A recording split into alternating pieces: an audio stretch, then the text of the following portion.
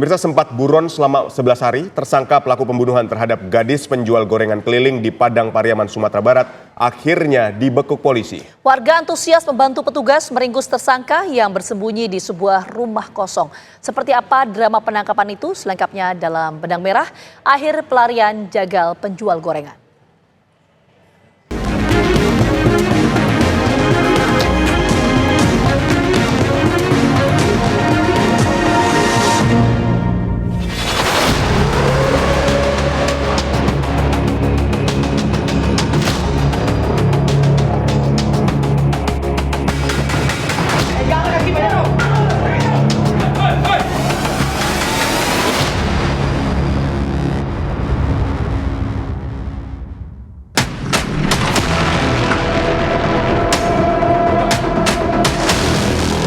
Indra Septiarman tak bisa berkutik saat keberadaannya terendus polisi dan warga yang marah.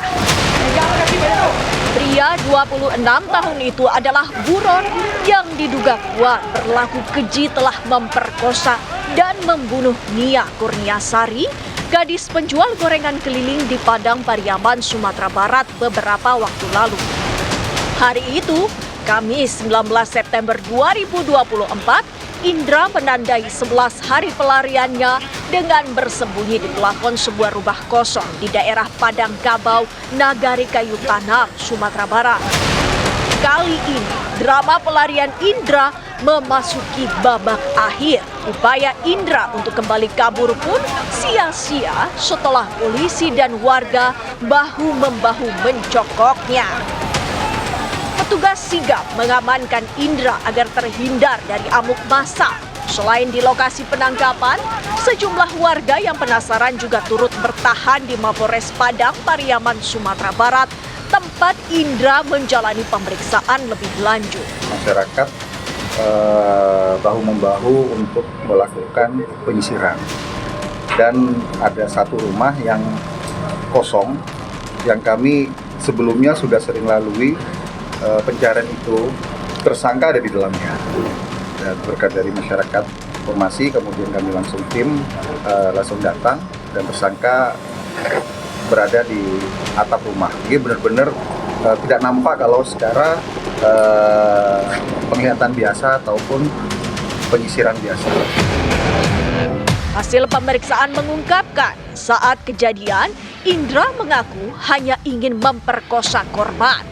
Sebelum melancarkan aksi bejatnya itu, Indra lebih dulu membekap Nia selama sekitar 6 menit yang membuat korban tak berdaya melawan. Dalam keterangan pertama dan juga pengakuan dari tersangka dengan bukti-bukti juga hasil dari otopsi, itu diduga kuat saat tidak sadarkan diri itulah kemudian dibawa 300 meter kemudian dibekuk.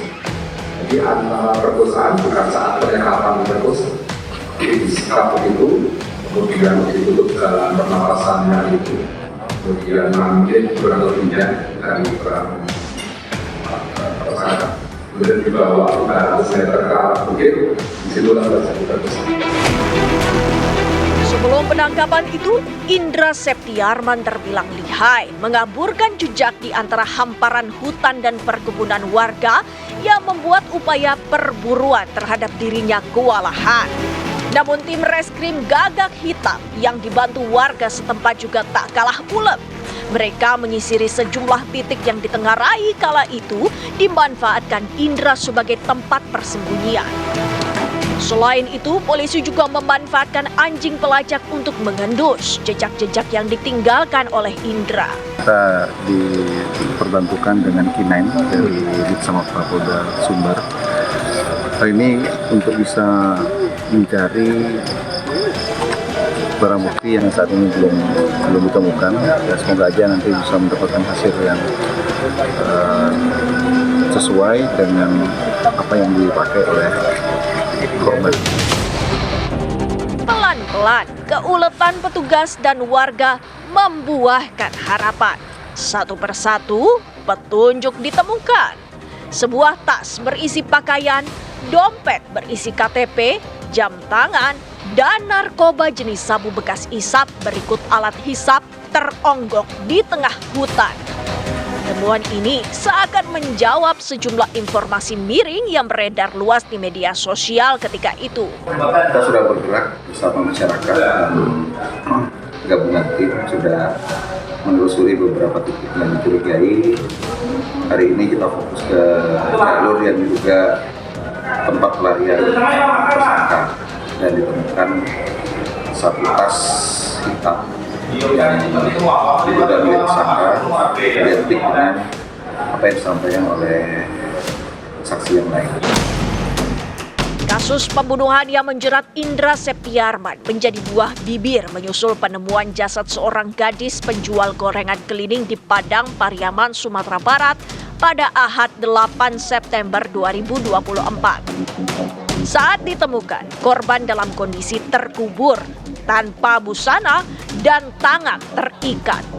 Keluarga korban begitu terpukul atas peristiwa ini sebab Nia layaknya tulang punggung bagi keluarga. Kesehariannya si Nia ini dia kan tamat sekolah INS kelas 3. Jadi dari SMP dia udah dagangan usaha ini asongan, jual gorengan tiap hari. Jadi yang dia lewat ini udah jalan dia juga. Sebab dari SMP dia udah dagang itu juga sampai tamat SMA ini. Dia juga merupakan tulang punggung keluarga atau dia gimana? juga merupakan tulang punggung dari pihak keluarga. Sebab beliau ini memang rajin lah berusaha. Apa sih Bu yang biasa dicurhatkan Nia itu? Kayak motivasinya pengen kuliah. Kalau awal-awalnya sih waktu dia SMP pengen lanjutkan SMA. Itu awalnya. Terus bagusnya SMA mana Bu? Kalau kamu pengen SMA lebih baik apa bakatmu? Pergilah ke situ. Terus setelah dia di SMA dia pengen kuliah. Tapi karena dia merasa tidak mampu, terus saya kasih support teruslah kamu kuliah karena beasiswa dari pemerintah itu ada.